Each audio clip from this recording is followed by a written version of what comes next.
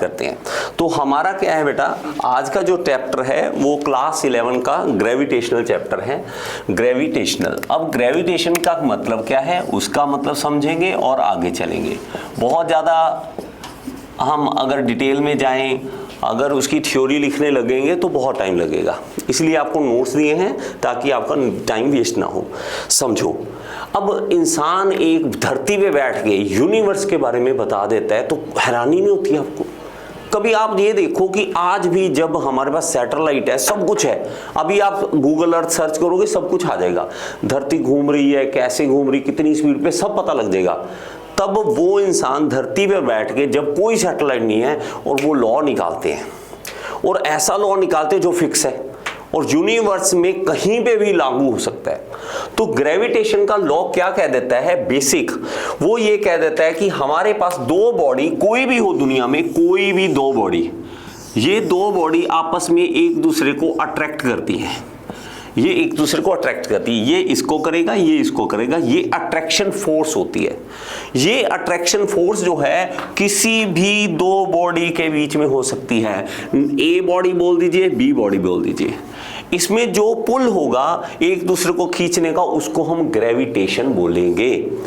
अब लेकिन इसमें स्पेशल केस क्या आ जाता है, स्पेशल केस आ जाता है जब अर्थ के ऊपर हम ग्रेविटेशन की बात करते हैं। ये अर्थ है, अर्थ के ऊपर हम ग्रेविटेशन की बात करते हैं, कोई भी चीज हो उसके साथ कांटेक्ट में आएगी तो उसको अपनी ओर पुल करेगी। अब आप जंप करते हो तो आपको हैरानी होगी, आप ऐसे जंप करते ही नहीं हो, आप इस तरह से जंप करते हो, आप इस तरह से जंप करके वापस चले जाते हो। आप बॉल ऐसे फेंकते हो और वापस बॉल ऐसे आती है, बॉल आपने ऐसे फेंकी और इस तरफ आ गई। जब भी ग्रेविटेशन का फोर्स का कोई भी नाम आएगा धरती से रिलेटेड, उसको हम ग्रेविटी बोलेंगे। ग्रेविटी और ग्रेविटेशन में दोनों में सिंपल सा डिफरेंस आपको समझना है। हम बहुत बड़े बड़े कॉन्सेप्ट्स नहीं करेंगे, बेसिक से शुरू करके धीरे धीरे आगे बढ़ेंगे। मैं आपको बिल्कुल अनपढ़ समझ के चल रहा हूं, मेरे हिसाब से आपको कुछ भी नहीं आता, इतना समझ के चल रहा हूं, बच्चों की तरह प्यार से जो डेरिवेशन करवा दूं वो कर लो। हमें 10 करने की बजाय 8 कर लेंगे, लेकिन 8 में पास बढ़िया नंबर आ जाए, ये चाहता हूं मैं। तो अब ग्रेविटेशन फोर्स है जो किसी भी दो ऑब्जेक्ट को आपस में फोर्स है कि वो अट्रैक्टिव फोर्स लगे, और पहली, और ये दूसरी बात ये है कि जब भी अर्थ की बात आएगी तो उसको हम कहेंगे ग्रेविटी। तो ग्रेविटी और ये ग्रेविटेशन, ये दो वर्ड हमारे चलेंगे। लेकिन अब इतने से हमारा काम तो बनेगा नहीं कि ग्रेविटेशन है, अब है कितनी, प्रॉब्लम यहां आ जाती है। साइंस ये नहीं कहती कि है, वो कहती प्रूव करो, और है कितनी एग्जैक्ट वैल्यू दो। हमारी जिंदगी का सबसे बड़ा दिक्कत है कि जब हम कहते हैं, मैं बोलता हूँ चाय बना दो, कहते चीनी ठीक ठीक डाल दो। अब ये ठीक ठीक क्या होता है मुझे आज तक नहीं समझ आया। ज्यादा चीनी डाल दो, कम चीनी डाल दो, और वैल्यू तो बताओ कितनी। नहीं, साइंस कहता है आपको ग्राम्स में बताऊंगा मैं, इतने mg चीनी, इतने mg चाय पत्ती, तब ये चीजें करके, ये इतने टेम्परेचर पे करके ऐसी चाय बनेगी। इसी तरह ये कहता है। अब ये कहता है क्या है, न्यूटन भाई साहब आए, पहले आए केपलर, उसके बाद न्यूटन भाई साहब आए। न्यूटन जी ने एक लॉ दिया, अब न्यूटन्स लॉ ऑफ ग्रेविटेशन में उसने बताया क्या कि अगर कोई भी दो बॉडी हमारे पास है, m1 और m2, अब ये दो बॉडी आपस में मास उसका m1 है, इसका मास m2 है। अब ये दोनों आपस में जब भी कांटेक्ट में आएंगी, इनके बीच में एक फोर्स होगा जो डायरेक्टली प्रोपोर्शनल होगा इसके मास पे, m1 पे, और m2 के मास के ऊपर डायरेक्टली प्रोपोर्शनल होगा। जितना ज्यादा मास उतना ज्यादा उसमें फोर्स होगा। ऑब्वियसली है, एक बच्चा आपके थप्पड़ मारे और एक पापा थप्पड़ मारे, फर्क तो पता लग ही जाता है। जब लाल हो जाएगा ना मुंह, तब पता लगेगा मास हाथ में क्या था पापा के, और बच्चा आके मार गया, क्या है, हंसी निकलती है, मार थोड़ा सा यार मसाज हो रही है और जोर से मार। तो यहां क्या है, मास बहुत ज्यादा डिपेंड करता है। अब इन दोनों का डिस्टेंस, अब डिस्टेंस जो है वो इनवर्सली प्रोपोर्शनल करेगा r², मतलब आपस में जो डिस्टेंस है इसका, और हमेशा जो डिस्टेंस लेना है वो सेंटर से लेना है, ये सेंटर से डिस्टेंस होगा r। ठीक है, हमेशा हम रेडियस को बोल देते हैं यार कोई बड़ी बात नहीं है, आप आर ले लो, आप एल ले लो, आप एक्स ले लो, लेकिन प्रॉब्लम यह है कि आपके टीचर आर बोलते तो हमें भी आर ही बोलना पड़ेगा, और कोई डिफरेंस नहीं है, नाम नाम है, किसी का राम श्याम जो मर्जी नाम है ये। अब ये क्या है, ये डायरेक्टली है और ये इनवर्सली प्रोपोर्शनल है। जब दोनों को कंबाइन करते हैं तो ये हमारे पास डायरेक्टली प्रोपोर्शनल यहाँ पे जुड़ जाएगा और इनवर्सली प्रोपोर्शनल नीचे आ जाएगा। और जब भी डायरेक्टली प्रोपोर्शनल का साइन हटता है क्या आता है, एक क्या होता है ये? आपने कभी अपने आप को क्वेश्चन किया कि ये है क्या? कभी टीचर को पूछना हो कि सर ये है क्या? क्या बकवासी कर दी आपने, डायरेक्टली प्रोपोर्शनल का साइन हटे कांस्टेंट है क्या? कभी दिमाग में आया? नहीं, क्योंकि हम जानना नहीं चाहते। क्यों क्यों क्यों पागलों की तरह पूछते रहो, एक दिन जिंदगी में मजा आने लग जाएगा, क्योंकि क्यों के जवाब मिलने लग जाएंगे। अब जवाब सुनो, मान लो मैं आपको कहता हूं कि चीनी लेने जाओ, मार्केट में जाओ, कोई सामान लेने, चीनी लेने जाओ, मम्मा ने कह दिया आप कहोगे पैसे दो। आप एक क्वेश्चन पूछोगे मम्मी से, क्या एक क्वेश्चन पूछोगे मम्मी से चीनी लाने से पहले, पता है क्या, कितनी चीनी लानी है? क्योंकि जब आपको पता ही नहीं है कितनी लानी है तो पैसे किस हिसाब से लोगे? तो आपका जो खर्चा है, आपका जो मनी लगना है, वो डिपेंड कर रहा है, डायरेक्टली प्रोपोर्शनल है आपके कितनी चीनी लानी है। ठीक है, सिंपल सी बात, कितनी चीनी उतना ज्यादा डिपेंड करेगा उस पे कितनी चीनी लानी है, ज्यादा चीनी ज्यादा पैसे। अब लेकिन यहाँ पे एक कांस्टेंट वैल्यू आएगी जो हमारी यहाँ पे लिखी जाएगी, मान लीजिए 32 रुपीज पर किलोग्राम, तो ये एक कांस्टेंट बन गया। अब ये कितने चीनी, 2 किलो चीनी मान लो, तो मल्टीप्लाई हो गया। तो ये जो कांस्टेंट होता है ये वैल्यू हमें मल्टीप्लाई करने में, डिवाइड करने में हेल्प करता है, एक्चुअल वैल्यू देने में हेल्प करता है। तो ये कांस्टेंट कहीं पे भी आए तो एक्चुअली में क्या है, वो उस पर डिपेंड तो करता है, लेकिन एक्चुअल वैल्यू क्या नहीं पता एक्चुअल वैल्यू। तो एक्चुअल वैल्यू ढूंढने के लिए हमें एक कांस्टेंट लगाना पड़ता है, वो हर जगह पे है। चाहे आपका खर्चा, आपके जेब का खर्चा डिपेंड करता है आपकी पापा की सैलरी पे। जिसके पापा की सैलरी 1 लाख है तो उस हिसाब से खर्चा मिलेगा जेब का। अगर जिसके पापा की 10 लाख है सैलरी, उस हिसाब से खर्चा मिलेगा। तो आपको खर्चा जो मिल रहा है वो डायरेक्टली प्रोपोर्शनल है, लेकिन कांस्टेंट आएगा वो एक कि कितना है, इनकम कितना, उसी हिसाब से मिलेगा। तो कांस्टेंट हमारा यहां पर जो लगा वो लगा हमारे पास जी। अब ये जो जी है वो यूनिवर्सल है। यूनिवर्सल का मतलब पता है क्या होता है, पूरी दुनिया में कहीं भी जाओ यही रहेगा, कैसी मर्जी कंडीशन हो, कुछ भी हो, जी की वैल्यू जो एक बार दे दी, वो चेंज नहीं होगी। तो वो हमारे पास होगा जी m1 m2 अपॉन r²। अब इसको क्या करना है, दिमाग के अंदर बिठाना है। कुछ चीजें मैं आपको लिखने को बोलूंगा, ज्यादा नहीं लिखने को बोलूंगा। कॉपी निकालो एक बार, इसको फॉर्मूले को लिखो, इतना लिख लो, ठीक है, यहां से लिख लो, Newton's law of gravitation, Newton's law of gravitation. Theory नहीं लिखेंगे, लेकिन जो चीज दिमाग के अंदर घुसे, और जब भी लिख रहे हो तो ध्यान सारा कॉपी के अंदर, पेन के अंदर। सारी दुनिया मर चुकी है, सिर्फ यहीं जिंदे हैं हम, और कोई सारी दुनिया मर गई आपके लिए, अभी फिजिक्स जिंदा है बस। इसकी अगर डेफिनेशन की बात करें तो it is the force of attraction between any two bodies due to their masses. ठीक है, ध्यान से एक बार माइंड के अंदर बोल लो जोर से, ताकि कानों को, दिमाग को सुने। फोर्स ऑफ ग्रेविटी क्या है, it is the force of attraction between the earth and any another body due to their masses. तो ये कारण है। न्यूटन्स लॉ ऑफ ग्रेविटेशन क्या कहता है, force of attraction between any two bodies is directly proportional to the product of their masses and inversely proportional to the square of the distance between them. अब आपने ये जो definition बोलनी है, आपको एक ही रिक्वेस्ट है, जब भी इसको याद करना हो अपने ही आवाज में इसको रिकॉर्ड कर लो, फोन लो, इसको सामने रखो, it is the force of attraction between, बाद में अपनी ही आवाज सुनो। कब सुनना है, जब भी आपको ट्रैवल कर रहे हो। ट्रैवल करते बेस्ट टाइम होता है जब आप किसी से बात करने की जरूरत नहीं, ईयरफोन लगाओ, अपने ही फॉर्मूले को सुनते रहो। जब सुनोगे माइंड के अंदर बार बार घुसेगा और पेपरों में ऐसे जाएगा, पता ही नहीं लगेगा कब लिख दिया मैंने। तो ये थोड़ा सा आइडिया आपको लगाना पड़ेगा। अब दूसरी बात यहाँ पे ये आ जाती है कि हमारे पास फोर्स के यूनिट क्या होते हैं। हाँ, तो ये देखो भाई साहब, फोर्स जो है वो हमारे पास न्यूटन में आ जाता है। न्यूटन। अब न्यूटन भाई साहब ने इतना कुछ किया तो इज्जत देनी पड़ेगी, इसलिए उनको न्यूटन नाम दे दिया। अगर कोई और करता, नूतन करता कोई है ना, इंडिया का करता तो नूतन नाम था, न्यूटन ने किया तो न्यूटन दे दिया। अब हमारे पास बात आ जाती है ये जी क्या है। तो जी जो है यूनिवर्सल है,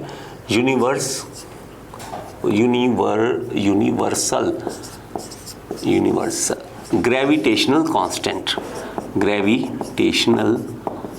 कांस्टेंट, ये एक कांस्टेंट है।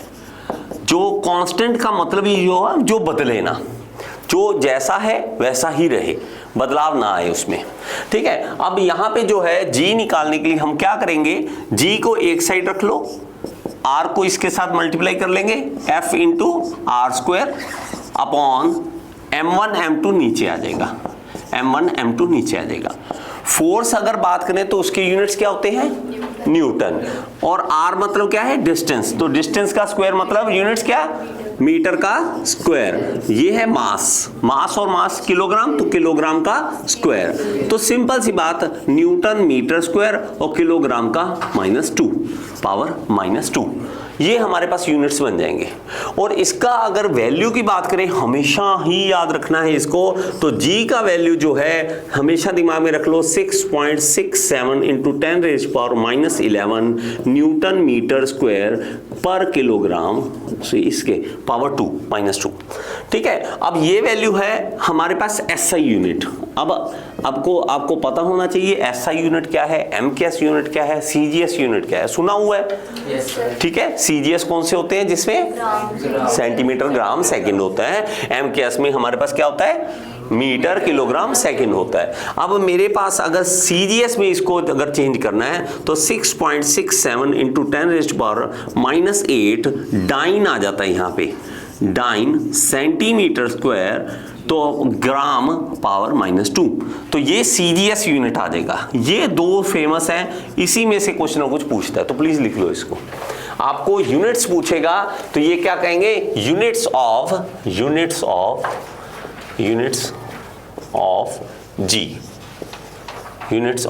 जी, ठीक है। जल्दी से लिख लो प्लीज।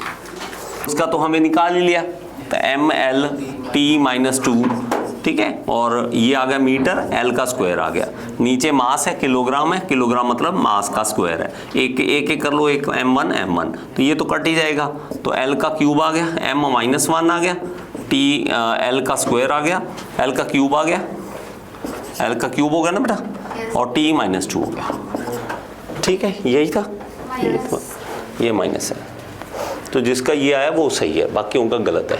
आप अगर छोटी छोटी चीजें नहीं करोगे तो ऑब्जेक्टिव में भी, ऑब्जेक्टिव तो आते कितने क्वेश्चन आते हैं ऑब्जेक्टिव, 16। अब देख लो, ये आपके लिए वो जड़ी बूटी है, सीधा सीधा पास होने का है, तो ऑब्जेक्टिव वही कर लेंगे, हमें तो बहुत सारे अच्छे नंबर आ सकते हैं। उसके बाद आपने छोटे मार्क्स कर लो, फाइनल में आप अगर ऑब्जेक्ट जो आपके आने हैं न्यूमेरिकल्स, उसमें से 2 में से 1 भी कर देते तो काफ़ी अच्छे नंबर आ जाते हैं। तो आप उस पर जोड़ दो, छोटे छोटे चीज़ों पे, ताकि आपको टेंशन ना हो। अब आगे चलो, ठीक है। अब नेक्स्ट हम देखते हैं इसकी कैरेक्टरिस्टिक्स में से। अब क्वेश्चन बनता कैसे है, ऑब्जेक्टिव इसलिए दिक्कत आती है, ऑब्जेक्टिव छोटी चीजों में से बन जाता है। अब इसमें एक लिखा हुआ है प्रॉपर्टीज लिखी है, ठीक है, प्रॉपर्टीज। अब प्रॉपर्टीज में सबसे पहले लिखा है कि ये वीकेस्ट फोर्स है, वीकेस्ट फोर्स है। अब वीकेस्ट फोर्स कैसे है, वीकेस्ट फोर्स ग्रेविटेशन कैसे वीकेस्ट कह सकते हैं, क्योंकि मैं अगर ग्रेविटी अगेंस्ट काम कर सकता हूं, मेरे पास हल्का सा फोर्स है फिर भी मैं ग्रेविटी के अगेंस्ट काम कर रहा हूं, तो इसलिए वीकेस्ट है।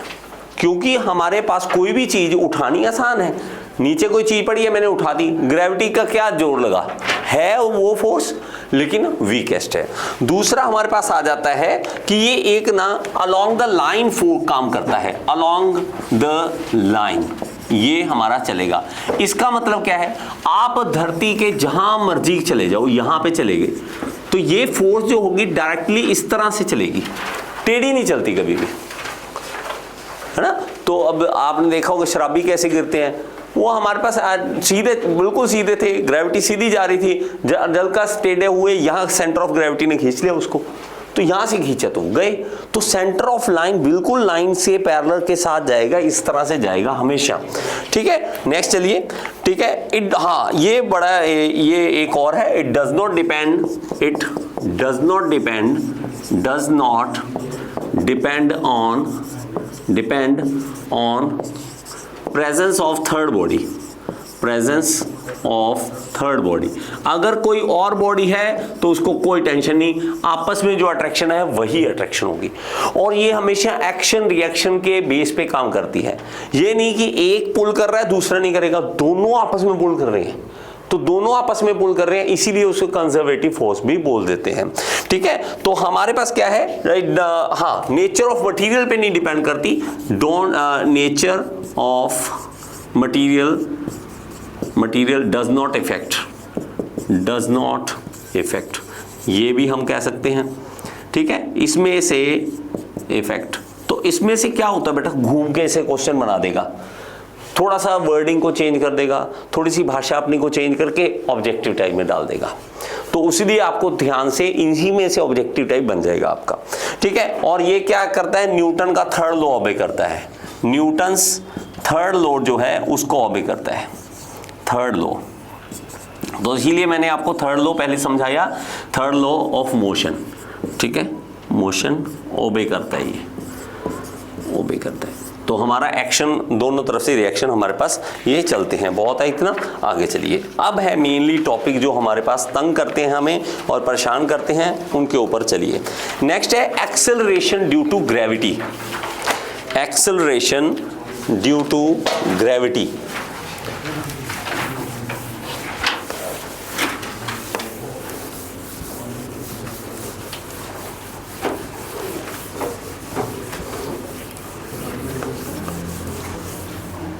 बोर तो नहीं हो रहे? थोड़ा थोड़ा बीच में बात कर लो ताकि आपकी बोरियत ना महसूस होने लग जाए, थोड़ी सी ध्यान थोड़ा बहुत इधर उधर करके फिर वापस आ जाएंगे हम।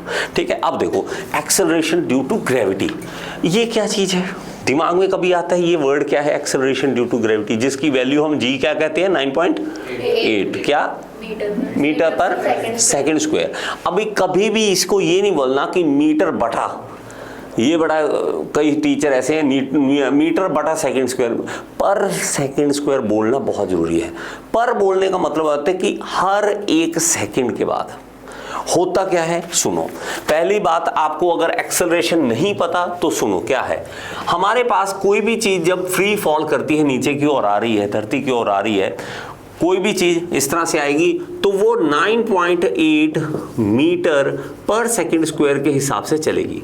इसका मतलब ये है कि वो पहले स्टार्टिंग में 0 वेलोसिटी थी, 0 मीटर पर सेकंड की वेलोसिटी थी उसकी, अगले ही सेकंड उसकी 9.8 मीटर पर सेकंड की स्पीड बढ़ गई। पहले थी बिल्कुल 0, अचानक से 9.8 मीटर पर सेकंड स्पीड से चलने लग गई, और नेक्स्ट सेकंड में ये 9.8 इंटू 2 हो गई अगले ही सेकंड में। अब जो स्पीड बढ़ चुकी है, ये लगा लो कि उसने पैडल दबा दिया रेस का और पूरी स्पीड पे आ गई और ज्यादा बढ़ रही है। इसीलिए क्या होता है, एक छोटा सा पत्थर आप 5वीं मंजिल से ऊपर से फेंक दो, किसी के सिर के ऊपर इतनी ज्यादा तेजी से लगेगा, मारना मत, वैसे ही कह रहा हूँ। ठीक है, आप में से किसी को पता लगे, देख लो चेक करें कितनी है, ऊपर से फेंक दिया, उसका सिर फाड़ दिया, होगा क्या, एक्सेलरेशन इतनी ज्यादा है 9.8 मीटर पर सेकंड स्क्वायर, वो हर सेकंड अपनी वेलोसिटी बढ़ा रहा है, हर सेकंड वेलोसिटी बढ़ा, इसलिए जितनी ऊपर से फेंके उतनी ज्यादा तेजी से नीचे गिरेगा, उतनी ज्यादा उसकी वेलोसिटी इंक्रीज होती रहेगी। तो हमारा ये हर सेकंड, देखो पहले सेकंड में इतनी वेलोसिटी बढ़ चुकी है, अगले सेकंड में एक और सेकंड बढ़ा और ये वेलोसिटी होगी, नेक्स्ट सेकंड में अब देखो स्पीड कितनी ज्यादा इंक्रीज होने वाली है, 9.8। अगर मैं इसको रफली जानबूझ के 10 बोल दूं ताकि आपको कैलकुलेशन इजी रहे, 10, अगली बार में 20 की स्पीड होगी, अगली बार में हमारे पास 30 की स्पीड होगी हर सेकंड में, तो इतनी 10 मीटर पर सेकंड की स्पीड बढ़ रही है। इसको बोलने का तरीका ये है कि एक्सेलरेशन एक्चुअली में बोलना चाहिए मीटर पर सेकंड, लेकिन हमें कोई समझाता नहीं है, हमें कहते हैं मीटर पर सेकंड स्क्वायर। पर सेकंड स्क्वायर का मतलब क्या है, पर सेकंड तो वेलोसिटी है, हर सेकंड में बढ़ रही है, तो आप आगे से अगर दिमाग में बोलोगे ना 10 मीटर पर सेकंड की स्पीड बढ़ रही है पर सेकंड, तो आपका दिमाग चलेगा अच्छा इसका मतलब ये है, इसका मतलब है कि रेस पे उसने पैर दबा रखी, पूरी जोर से रेस दबा रखी है, छोड़ ही नहीं रही रेस को, और इतनी रेस बढ़ जाती है, देख लो वेलोसिटी कहाँ तक पहुँच जाएगी, हर सेकंड के बाद क्या वेलोसिटी हो जाएगी। इसलिए एक्सेलरेशन को समझना है। बस ये वैल्यू फिक्स है, मतलब फिक्स आसपास होती है, चेंज होती रहती है, वो किस तरह से बता दूंगा। ये अर्थ के लिए हम बोलते हैं, इसलिए इसका नाम जी बोल देते हैं बस। एक्सेलरेशन ड्यू टू ग्रेविटी है, एक्सेलरेशन ही, लेकिन ग्रेविटी के कारण है, इसलिए इसका नाम छोटा जी रख दिया, और कोई डिफरेंस नहीं है। तो आपको ग्रेविटी समझ आ जाएगा इस तरह से, एक्सेलरेशन ड्यू टू ग्रेविटी अब समझते हैं, ठीक है। अब देखो छोटा जी हम इसको इसलिए बोल देते हैं, आगे चलो, छोटा जी बोलने का कारण ये है। आगे से कभी भी एक्सेलरेशन बोलो तो दिमाग में, मेरी बात हमेशा दिमाग में रखना कि सर क्या क्या कह रहे थे कि एक्सेलरेशन ड्यू टू ग्रेविटी है, क्योंकि एक्सेलरेशन लगातार बढ़ती रहती है, मतलब वेलोसिटी उसकी बढ़ती रहती है, तो एक्सेलरेशन इसकी इतनी है। एक्सेलरेशन 9.8 मीटर पर सेकंड स्क्वायर है। आगे चलिए, अब मेरे पास क्या है, अब इसकी डेफिनेशन क्या है, the acceleration produced in a body due to force of gravity. Force of gravity के कारण जो एक्सेलरेशन आ रही है उसको हम एक्सेलरेशन ड्यू टू ग्रेविटी बोल देते हैं। अब इसमें अगर देखोगे तो फोर्स हम देखें, फोर्स इज इक्वल टू जी, ठीक है, जी m1 m2 bye are square, इस तरह से निकालते हैं। अब लेकिन फोर्स अगर देखोगे तो वो होती है मास इनटू एक्सेलरेशन। अगर मैं मान लो, मैं कोई कह देता हूं कि ये धरती है, ठीक है, सॉरी, ये मान लीजिए ये अर्थ है, अर्थ, तो मास me लिख दूंगा इसका। अगर कोई छोटी बॉडी है, छोटी सी बॉडी है कोई, और वो ma लिख देता हूं इसको, तो इसलिए मैं जानबूझ के लिख रहा हूं ताकि आपको समझ आ सके। अब मैं लिखता हूं me और ma, दो मासेस है me और ma। अब ma ने भागना है, अर्थ ने तो खींचना है ना हम, तो ma का हम यहां पे लिख लेंगे, फोर्स क्या होगा, mass into acceleration, m capital लिख लूंगे, उसी तरह से ma लिख देंगे, ठीक है, क्योंकि उसी ने भागना है, अर्थ तो भाग नहीं रही है। अब आप कहो कि मैं ग्रेविटी के कारण मैं धरती को अपनी ओर खींच रहा हूं, ठीक है, लेकिन वो बड़ी है भाई, उसके पास ज्यादा दम है, वो आपको अपनी तरफ खींच लेगी। तो हमारे पास क्या होगा, जी ma अपॉन आर स्क्वायर। अब मेरे पास क्या होगा, ये चीज कैंसिल हो जाएगी और a एक्सेलरेशन आ जाएगा, me अर्थ का, r रेडियस, रेडियस मतलब the distance between the earth and the ma, तो ये डिस्टेंस है, इसलिए हम r क्या कह देंगे, r स्क्वायर यहां कह देंगे। अब दिक्कत क्या है, अगर कहूं कि ये इतना पास है, इतना पास है और ये छोटा सा है, हमें डिस्टेंस लेना होता है इसके सेंटर और इसके सेंटर के बीच में से। अब देखो इतना लेना होता है, लेकिन प्रॉब्लम है कि इतना छोटा है, इतना छोटा है, इसका हमारे पास डिस्टेंस कोई मैटर नहीं करता, इसलिए हम क्या करते हैं, रेडियस ऑफ अर्थ ही ले लेते हैं, रेडियस ऑफ अर्थ ही ले लेंगे, तो इसलिए RE लिख दूंगा। अभी तक क्लियर। अब ये कोई वैल्यू है, मास ऑफ अर्थ भी हमें पता है और रेडियस ऑफ अर्थ भी पता है आपको, तो लिख ले एक प्लीज, मास ऑफ अर्थ लिख लो एक जगह पे, नीचे नोट्स में मैं लिखवाया नहीं है, लिख लो, अब लिख लो, मास ऑफ अर्थ लिख लो 5.9 इंटू 10⁻24 किलोग्राम। हाँ जी, हाँ इसी में नीचे लिख लो, जगह होगी, देखो जगह होगी वहां पे लिख लो।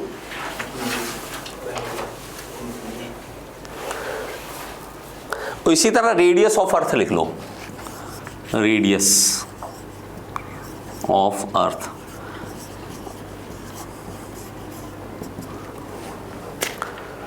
मीटर में लिख लो पहले, 6.371 इंटू 10⁻6 मीटर, और इसको किलोमीटर में कहें 6371 किलोमीटर। अब इसको याद करने की जो भी आपकी क्षमता है वो आप पे डिपेंड है। मैं नहीं याद कर सकता कभी भी, सारी ज़िंदगी लगा दूंगा, मुझे याद नहीं रहता, ना मुझे किसी का बर्थडे याद, कुछ नहीं याद, सिर्फ मुझे याद क्या है कि समझना क्या है। मुझे तो दिमाग में ये चलता है कि ये चल क्या रहा है, बस अगर आप देखोगे तो चल क्या रहा है दुनिया में, कुछ भी नहीं चल रहा, बस आ रही है दुनिया, जा रही है, पता नहीं कर क्या रही है।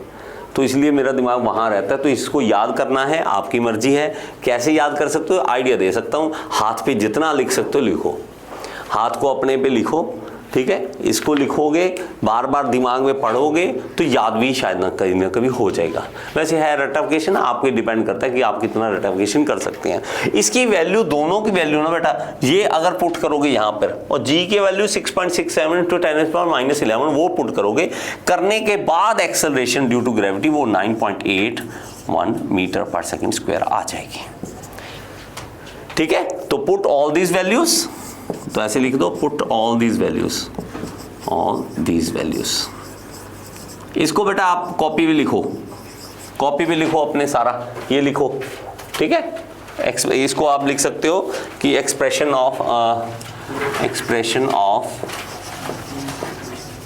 Of G, that is acceleration due to gravity,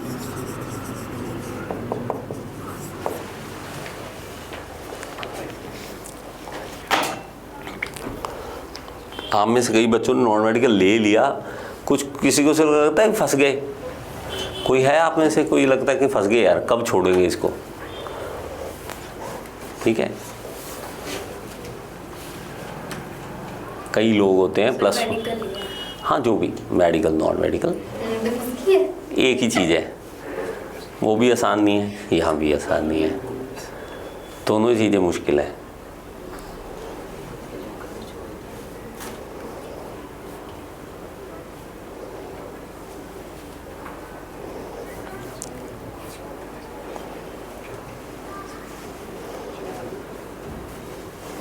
ठीक है, समझ आ रहा है। ये है छोटी छोटी चीज़ें, कई बार आपको अगर पेपर में आती हैं तो आपको जल्दी से नंबर दिला देंगी। ये फ्री के मार्क्स हैं, ले लो जितने ले सकते हो उसमें से।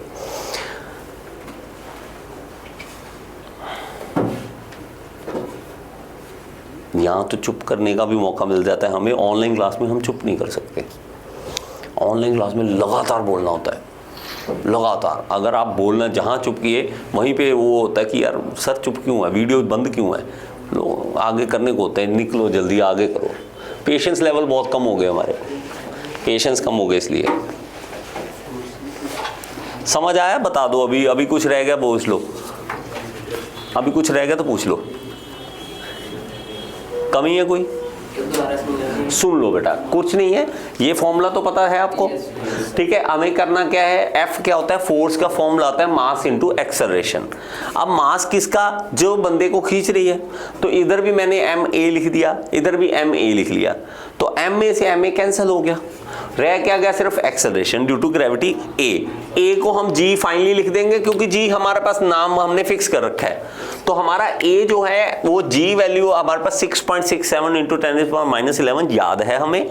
उसके बाद हमारे पास अर्थ का मास है वो हमने लिखवा दिया, और रेडियस जो है वो भी लिखवा दिया। दोनों चीजें पुट करिए और आप सिर्फ कैलकुलेटर की मदद से इसका निकाल सकते हो वैल्यू, ठीक है जी। चलो आगे चलो। अब मेरे पास क्या है, एक g होता है कैपिटल, एक g होता है छोटे वाला। तो ये एक्सेलरेशन ड्यू टू ग्रेविटी है, और ये जी क्या है, यूनिवर्सल ग्रेविटेशनल कांस्टेंट। ये through out the universe same है, थ्रू आउट द यूनिवर्स को सेम है। तो मैं इसको लिख सकता हूं कि थ्रू आउट यूनिवर्स सेम है। ये बेटा बोलो मत प्लीज, ठीक है, प्लीज। कांस्टेंट है, और ये जो जी है इट वेरीज, ये चेंज होता रहता है फ्रॉम पोजीशन टू पोजीशन, ठीक है, कहीं पोजीशन के हिसाब से, ठीक है, पोजीशन, ठीक है। तो हमारा चेंज होता रहता है, तो हमारा वो चेंज होता रहेगा। अर्थ के इवन आप बात करोगे तो हमारा अर्थ पे अलग अलग पॉइंट्स पे भी अलग अलग होता है।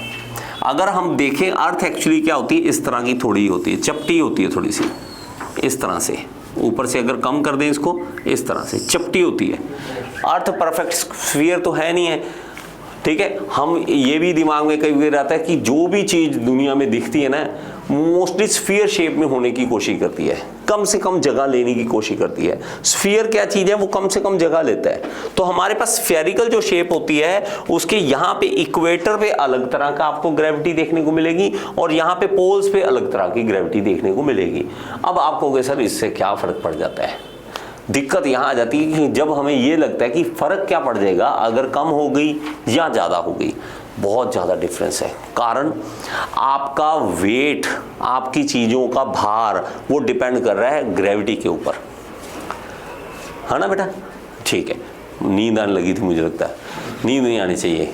क्या करें, मैं मजबूर हूँ आपको पढ़ाने के लिए, आप पढ़ने आए हो इसलिए मैं पढ़ा रहा हूँ।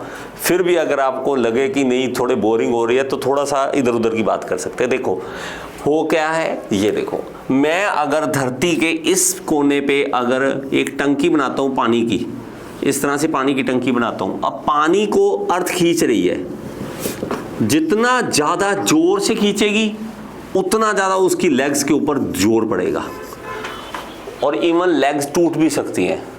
आपको पता ही नहीं है कि आपकी जितनी जो भी बिल्डिंग बनी है सबकी कैलकुलेशन जी के हिसाब से, इस जी 9.8 के हिसाब से हुई है। वो अलग बात है कि मिस्त्री वगैरह उनको नहीं पता, लेकिन अगर आप इंजीनियरिंग के हिसाब से देखेंगे, मान लो आपको 10 मंजिल इमारत बनानी है, तब आपको कैलकुलेशन करनी पड़ेगी कि ये वेट है कितना, नीचे वाला जो बीम है वो उसका वेट बर्दाश्त भी कर पाएगा नहीं या नहीं। क्यों? क्योंकि इस सारे को धरती खींच रही है, इस सारे को धरती खींचेगी, नीचे लेग्स लगानी पड़ेगी। अगर कम हुई जी की वैल्यू तो उसका वेट भी कम हो जाएगा, अगर जी की वैल्यू ज्यादा होगी तो इसका वेट भी ज्यादा हो जाएगा। तो हमें उसी हिसाब से स्ट्रक्चर तैयार करने पड़ते हैं। अब स्ट्रक्चर चेंज इसीलिए हमारे पास होता है। आपको इवन पता है एक वर्ड मैंने कल ही सिखाया था, परसों, मोमेंटम।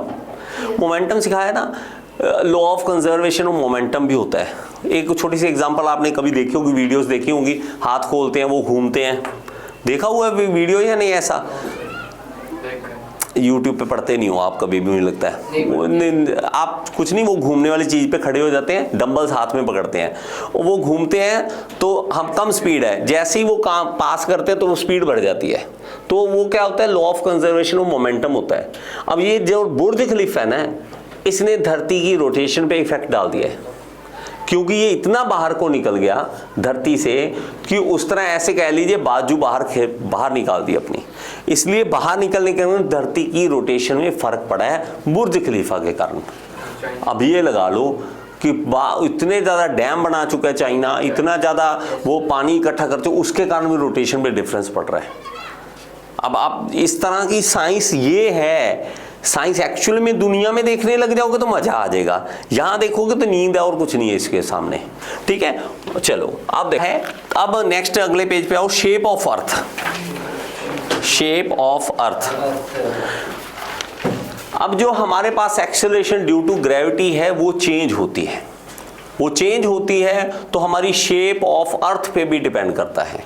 तो हमारे पास अगर देखोगे तो इस तरह से चपटी बना के दिखाते हैं, इस तरह से धरती बना के दिखाते हैं कि चपटी है यहां से, तो हमारे पोल्स, ये पोल्स है हमारे, और यहाँ पे इक्वेटर है, यहाँ पे इक्वेटर है। हमारे पास इक्वेटर जो है बर्स्ड है, मतलब हमारे पास इक्वेटर थोड़े से बाहर को निकले हुए हैं, पोल्स थोड़े से अंदर को हैं, तो उसके कारण रेडियस में डिफरेंस पड़ जाता है। अब रेडियस यहाँ पे देखोगे तो आपको ज्यादा देखने को मिल जाएगा कि अर्थ का रेडियस अलग है, इक्वेटर पे है, यहाँ पे पोल्स पे हमारा रेडियस अलग देखने को मिलेगा। तो दोनों के डिफरेंस के कारण हमें पता लगता है कि इसकी एक्सेलरेशन ड्यू टू ग्रेविटी की वैल्यू चेंज हो जाती है। अब हमने जो देखा था F equal to G m1 m2 upon r², ये वैल्यू देखा था। उसके बाद g का वैल्यू जो हमने निकाला था कि g ये है और उससे जी m अपॉन r²। अब ये वैल्यू याद कर लो, ठीक है, इस फॉर्मूले को याद कर लो। एक्सेलरेशन ड्यू टू ग्रेविटी जो है वो जी एम अपॉन r² है। m किसका है? अर्थ का मास, और रेडियस भी अर्थ का लेना है हमें। दिमाग में जितनी बार बोलोगे G M upon r², G M upon r², उतनी बार आपको इजी लगने लग जाएगा। तो जी एम अपॉन r² करके जी की वैल्यू हमारे आ जाएगी। इसी तरह हमारे पास दोनों की अगर निकाले तो जी हमारा इक्वेटर पे निकालेंगे और जी हमारा पोल्स पे देखेंगे, तो दोनों में डिफरेंस बढ़ जाएगा। हमारे पास G M E upon R E square, ठीक है। ई मतलब इक्वेटर के लिए, पी मतलब पोल्स के लिए, G M E upon R P का स्क्वायर, ये हमारे पास आ जाएगा, ठीक है। अब सिंपल सी बात हमें अगर देखे जाए तो इसमें क्या आ जाएगा कि पोल्स में हमें मैक्सिमम देखने को मिलेगा। क्यों, रीजन क्या है, देखो ये इन्वर्सली प्रोपोर्शनल है, ये इन्वर्सली प्रोपोर्शनल है। ये चीज वैल्यू अगर इंक्रीज करेगी तो ये वैल्यू डिक्रीज करेगी, है ना, उल्टा है ना, क्योंकि इन्वर्सली प्रोपोर्शनल, सिंपल सी बात है। तो अगर मेरे पास पोल्स की वैल्यू यहाँ पे रेडियस अगर कम है तो हमारे पास यहाँ पे जी की वैल्यू बढ़ जाएगी। तो आगे से कभी कोई पूछ ले तो आपने ये कहना है कि पोल्स पे मैक्सिमम होती है, एट पोल्स, ठीक है, the G value is maximum, is maximum, maximum होती है। और मेरे पास इक्वेटर पे लेस होती है, इक्वेटर पे कम होती है, इक्वेटर पे, equator at equator G value is minimum, तो हमारे पास वो कम है। ये हमें क्वेश्चन ऑब्जेक्टिव टाइप में छोटे से वैल्यू में कई बार पूछता है, तो आपको पता होना चाहिए कि ये वैल्यू है, ठीक है। नेक्स्ट बेटा, हाइट जैसे जैसे चेंज होती है और डेप्थ जैसे जैसे चेंज होती है तो जी की वैल्यू भी चेंज होती है। पहली बात रटिफिकेशन ये कर लो, चाहे हाइट बढ़े चाहे डेप्थ बढ़े, हमारे पास जी की वैल्यू कम ही होगी। अब उसके बाद समझ लेंगे, वो कोई इशू नहीं है, क्यों होता है कैसे फॉर्मूले के हिसाब से, लेकिन आप दिमाग में तो यही बैठा लो कि जी जैसे जैसे आप हाइट बढ़ाओगे जी हमारी कम होती रहती है। डेप्थ भी इसी तरह से, जैसे जैसे आप खड्डा खोद के धरती के अंदर जाते रहोगे जी की वैल्यू और कम होती जाएगी। लेकिन ये सारा कुछ हम कभी करते नहीं है, ना तो हम इतना बड़ा खड्डा को भी खोदते, ना हम कभी ऊंचाइयों में जाते, इसलिए हमें कोई भी चीज फील नहीं होती। जी की वैल्यू बहुत खतरनाक है। एक्स जो हमारे पास ग्रेविटी है ना, वो ना हो तो क्या होगा पता है, अभी सारी इस चीजें हवा में उड़नी स्टार्ट हो जाएंगी। अब हम क्या करेंगे, value of at G, value of G changes with respect to height from earth से हाइट चेंज होती है तो जी की वैल्यू चेंज होती है। अब मान लीजिए कि मेरे पास यहाँ पे अर्थ है और यहाँ पे कोई बॉडी ऊपर पड़ी है, दूर है थोड़ी सी। अब मेरे पास यहाँ से अगर देखोगे तो रेडियस ऑफ अर्थ है और ये वाला डिस्टेंस जो है, मैं अगर मान लूँ ये h है, कुछ भी वैल्यू मान सकते हो, वो आपकी मर्जी होती है। अगर मैं मान लेता हूं कि ये h है, अभी अभी हमने याद किया कि g क्या होता है, जी एम अपॉन आर का स्क्वायर, ये हमने अभी अभी याद किया है। लेकिन अगर हमारा यही ऑब्जेक्ट दूर चला जाए तब तो ये जी डैश बन जाएगा, ये जी डैश बन जाएगा। अब ये जो जी डैश है वो होगा G M upon R plus H का स्क्वायर। क्यों, क्योंकि ये डिस्टेंस बदल चुका है। पहले हमारा आर अकेला था जब हम इसको बिल्कुल सरफेस के ऊपर रखे हुए थे, हम इस सरफेस के ऊपर जी रहे हैं, हम सरफेस के ऊपर जी रहे हैं, इसलिए हमें पता नहीं है कि ऊपर जाएंगे तो क्या होगा। लेकिन हाँ, जो साइंटिस्ट है उन्होंने कैलकुलेट कर लिया कहां पर कितना हो जाएगा, तो उसने एच लगा लिया। अब दोनों का हम क्या करेंगे, रेशियो ले लेंगे, जी अपॉन जी डैश कर देंगे। अब जी एम अपॉन आर का स्क्वायर और नीचे आ जाएगा G M upon R plus H का स्क्वायर, h का स्क्वायर, ठीक है। अब हम देखेंगे तो इसमें क्या हो जाएगा, जी एम अपॉन आर का स्क्वायर, ऊपर आ जाएगा आर प्लस एच का स्क्वायर अपॉन जी एम। अब ये जी एम और जी एम कैंसिल हो रहे हैं, साफ ही दिख रहा है, रह क्या गया, आर प्लस एच का स्क्वायर अपॉन आर का स्क्वायर। अब इसको एक साथ लिख सकते हैं, R plus H upon R, सारे का स्क्वायर लिख सकते हैं, होल स्क्वायर लिख सकते हैं। लिखिए एक बार,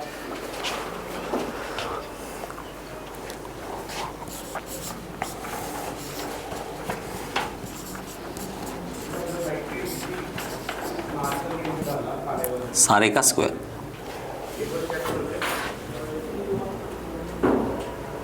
डेरिवेशन कम से कम दो बार, एक दो बार घर पे जाके भी रिवाइज करो। तो ये मेरे बच्चे अगर आप देखोगे इसको ध्यान से तो ये रेडियस है, रेडियस में कुछ प्लस है, रेडियस में कुछ प्लस है, तो मतलब ये वैल्यू जो है 1 से ज्यादा हो जाएगी हमारे पास। तो हम साफ साफ अगर देखें तो r प्लस एच जो है वो ज्यादा है और ये कम है। तो अगर हम किसी भी 16 डिवाइडेड बाय 15 करते हैं, 16/15 करते हैं तो भी 1 से ज्यादा वैल्यू आ रही है। तो ये पूरी वैल्यू जो है वो 1 से ज्यादा ही मिल रही है हमें। ये जो वैल्यू ज्यादा मिल रही है इसको क्या करेंगे कि g/g' है, ये मोर देन 1 आ रहा है। मोर देन 1 कैसे आ सकता है? मोर देन 1 कैसे आ सकता है? ये मोर देन 1 जब ये वैल्यू छोटी हो और ये वाली बड़ी हो तभी आएगा मोर देन 1। तो मोर देन 1 है तो इसका मतलब है कि g' is decreasing with height. अब ये छोटी सी बात प्रूव करने के लिए बोल देता है और हमें ये प्रूव करना होता है कि effect of height on gravity. तो आपको वो प्रूव करके दिखाना होता है, छोटी सी डेरिवेशन करके लिखानी है उसमें, लेकिन आपको स्टेप लिखने होते हैं। मैं थोड़ा सा जल्दी में लिख रहा हूं, लेकिन आपको क्या करना है, let a body on the surface of earth then it will be the g, the value of g will be this one, and if we go above from the earth at a height of h then the gravity will be this one. तो आप इस तरह से लिखेंगे तो step के number मिलते हैं। ये तो आप 10th की है, आपको पता ही है, स्टेप के नंबर मिलते हैं, नहीं तो आपको नंबर कट जाते हैं। तो आप प्यार से समझाओ। इसके बाद ये भी लिखो कि r+h ये ज़्यादा है इसलिए ग्रेटर देन 1 है, सो इसके कारण हमने ये किया है। ये नहीं कि सर ने लिख दिया था यही मैंने लिख दिया, वो मैडम कहेगी ये क्या लिखा है तूने। तो आपको ये सारा बातें लिखनी है। आपसे बेनती है घर पर जाके इसके फॉर्मूला को लिखो बार बार, और एक पेज लगा लो, एक ना ले लो चार्ट ले लो, दीवार पे लगाओ, उसको छोटे छोटे फॉर्मूले लिखो, सिर्फ फॉर्मूले और कुछ भी नहीं। एक पेज लगा के बड़ा सा चार्ट और उसमें लाइनें लगा दो, उस पे फॉर्मूला लिखना स्टार्ट कर दो। ये ग्रेविटेशन के फॉर्मूले हैं, गिनती के 10 होंगे या 12 होंगे, 10-12 फॉर्मूले होंगे। उसको जब भी चाय पी रहे हो सामने खड़े होकर देखते रहो, जब भी चाय पी रहे हो, खा पी रहे हो, कुछ भी बातें कर रहे हो, इधर ध्यान है, इधर फॉर्मूला पढ़ लिया। ब्रश कर रहे हो सामने चले जाओ, अपना फॉर्मूला पढ़ दो। इतना पागलपन दिखाना पड़ता तब जाकर हमारे अच्छे नंबर आते हैं। तो अगर आप कहोगे कि वैसे टाइम पास से नंबर आ जाए, आएंगे नहीं। अब देखो डेप्थ के हिसाब से, ठीक है, इफेक्ट ऑफ डेप्थ, ये लिख लो, effect of depth on gravity, ये लिख लो, ग्रेविटी। अब हमारे पास एक अर्थ है भाई साहब, हमने क्या किया, हमने थोड़े जमीन खोदी और नीचे चले गए, जमीन खोद के नीचे चले गए। अब हमने देखा कि पहले तो रेडियस था r, अब लेकिन हमने थोड़ा सा डेप्थ ले गए नीचे। अब डेप्थ लेने के कारण हमें क्या, d मान लीजिए d नाम लेते डेप्थ का, तो d हम नीचे चले गए। उसके कारण ये वाला यहाँ पर पहुंच गए। यहाँ पे पता करना है कि अब ग्रेविटी कितनी है। एक पॉइंट है ये और ये एक पॉइंट है ये तो हमारा आ गया सरफेस ऑफ अर्थ। यहाँ पे ग्रेविटी कितनी होगी, और ये डिग करके आप जितना नीचे गए हो, जितनी भी वैल्यू होगी उस हिसाब से आपको निकाल के देना पड़ेगा कि ये हमारे पास वैल्यू है। अगर मैं ये कहूँ कि ये d नीचे इतना चला गया d, तो हमारे पास ये r, ये वाला r जो है यहाँ पे बना देता हूँ, आपको इजी रहेगा थोड़ा पढ़ना। ये देखो ये r यहाँ पर बना देता हूँ, ये r है, ये सेंटर पॉइंट है, तो ये डिस्टेंस कितना हो गया, r माइनस d। सिंपल सी बात कि ये हमारे पास r है, ये d है, और ये r माइनस d रह जाएगा। अब हमें करना क्या है, इफेक्ट देखना है। अब अगेन हम क्या करेंगे, g का वैल्यू हम फिर से वही बातें दोबारा रिपीट करेंगे। g क्या, gm/r²। अब हमारे पास यहाँ पे क्या है, g' है, g' क्या है, gm/। अब लेकिन r नहीं है, अब ये r माइनस d है, r माइनस d है, उसका होल का स्क्वायर है। अब मेरे पास थोड़ी सी बातें ध्यान से आराम से समझ लेना, नहीं तो ऊपर से निकल सकती है, कुछ बातें समझनी पड़ेंगी, ठीक है। ध्यान से देखो बेटा, अब इसको क्या करेंगे, दोनों को डिवाइड कर देंगे, g/g' कर देंगे। अब gm/r का स्क्वायर और अपॉन gm/r माइनस d का स्क्वायर, होल का स्क्वायर। इसको अगर सीधा करेंगे भाई साहब, नीचे उल्टा पड़ा है तो ऊपर आ जाएगा r माइनस डी का होल का स्क्वायर अपॉन gm आ जाएगा। अब मेरे पास है क्या, ये m है अर्थ का पूरे का, लेकिन ये वाला m जो है वो m' है, क्यों, क्योंकि वो छोटी होगी अर्थ। अब छोटी हो गई है तो उसी हिसाब से हमें मास निकालना पड़ेगा। लेकिन अब अर्थ का मास भाई साहब निकाल ले कैसे। अब एक वर्ड हमारे पास आता है, ये मैंने आपको लेटर ऑन अगले चैप्टर में भी समझाना, तो अभी समझा रहा हूँ। एक वर्ड है डेंसिटी, सुना हुआ है, क्या होता है, क्या होता है डेंसिटी।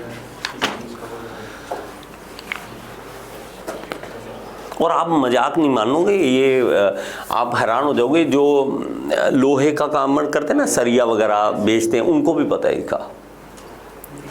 पार्टिकल कितने क्लोजली पैक्ड है, शाबाश। इसका फायदा क्या है? जब भी कुछ भी पढ़ोगे क्या फायदा है, क्यों पढ़ रहे हैं, क्या फायदा है? आप आजकल के जमाने में चैट जीपीटी है, बड़े बड़े एआई टूल्स हैं, आप ये लिख दो, हिंदी में बोल दो क्या फायदा, क्यों पढ़ रहे हो, वो जवाब दे देगा आपको। आपको पढ़ना क्यों है? अभी एक बार के लिए भूलेंगे इसको, एक बार इसको समझेंगे, फिर वापस आ जाएंगे।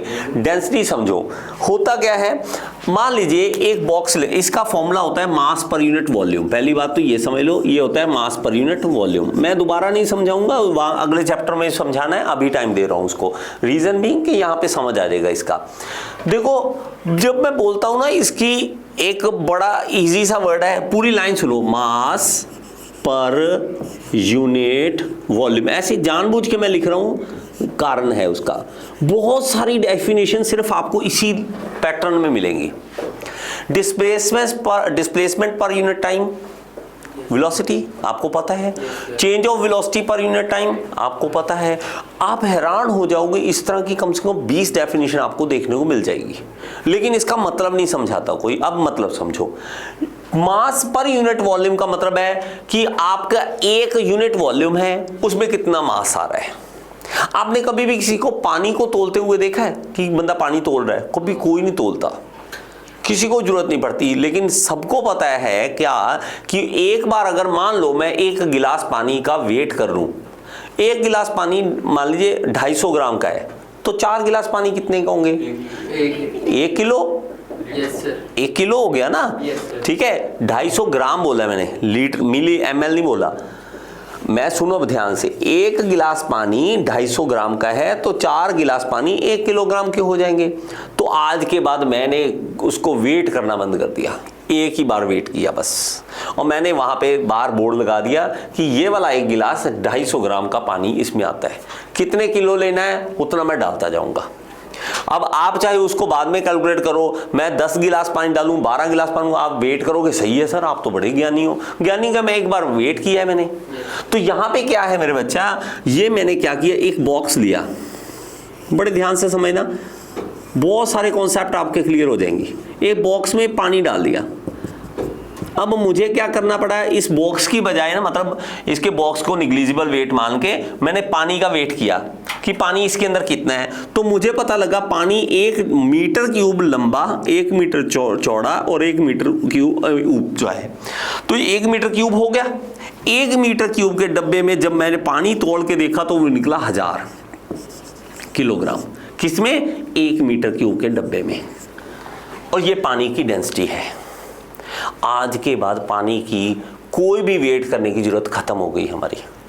मैं सिर्फ ये बोलूंगा कि भाई साहब आप ये बताओ, वॉल्यूम बताओ कितना है, वॉल्यूम बता दो कितना है। आप कहोगे सर मेरे पास एक बॉक्स है, वो बॉक्स में या टैंक है पानी का, बहुत बड़ा टैंक बना रहे हैं सर हम, और उसका मुझे वेट नहीं पता, उसके अंदर पानी में वेट होता है, नीचे लेग्स लगानी है, उसकी कंस्ट्रक्शन करनी है मुझे, तो मुझे पानी का वेट नहीं पता कितना पानी आएगा। तो मैं कहूँगा सर इतना बताओ कि 2 मीटर लंबा है, 5 मीटर ऊंचा है और ये 3 मीटर चौड़ा है, तो 6 5 30 मीटर क्यूब का डब्बा है, तो वेट कितने किलोग्राम पानी होगा उसमें?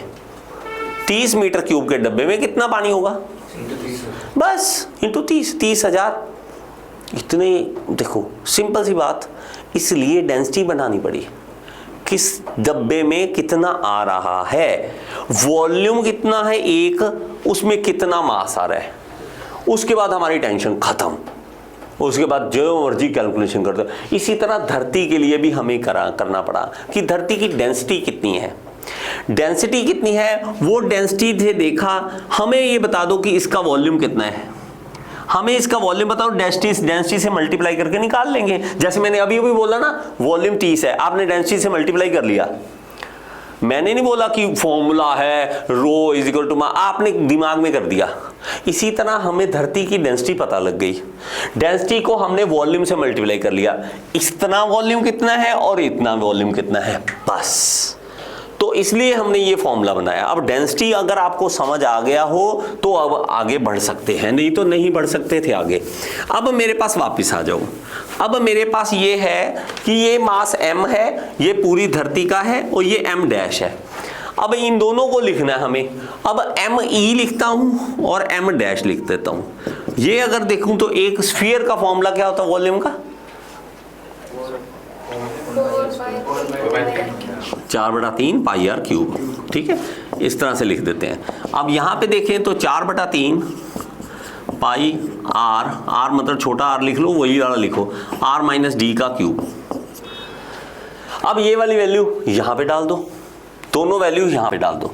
4/3 pi R cube R minus D square upon 4/3 pi R minus D, R minus D का क्यूब और ये आर स्क्वायर। जो चीज़ कट सकती है काट लो, पाई से पाई काट दो, आर स्क्वायर से एक आर कट गया, एक रह गया, और दो डबल से एक कट गया, एक रह गया यहाँ पे, तो ये रह गया R upon R minus D. अब मेरे पास क्या है, अगेन वही बात फिर से आ गई, ये आर है, ये आर माइनस डी है, तो छोटी वैल्यू होगी नीचे, ऑब्वियसली कुछ ना कुछ माइनस हो रहा है, तो ये ग्रेटर देन 1 है। ये ग्रेटर देन 1 है तो g अपॉन जी डैश भी ग्रेटर देन 1 होगा, और अगर ये ग्रेटर देन 1 है सो g हमेशा ही बड़ा होगा g डैश से, इसीलिए ग्रेटर देन 1 आएगा, नहीं तो नहीं आएगा। So because of that effect of depth क्या होता है कि डिक्रीज करती रहती है ग्रेविटी हमारी। अब बस यही बात है कि हमें वैल्यू भी दे सकते हैं, अगर कोई पूछे कि यहाँ पर कितनी है वो भी निकाल सकते हैं। एक होती है कि हाँ ठीक है, कितनी है पता नहीं, अब हम निकाल सकते हैं। तो ये आज का लेक्चर था बेटा, किसी को कोई डाउट है तो पूछो। एक बार दोबारा। हाँ सुन लो, कोई बात नहीं बेटा, तुम्हारा तो नहीं बेटा कोई बात नहीं। सर मैं जाऊँ? हाँ जी बेटा कहते हैं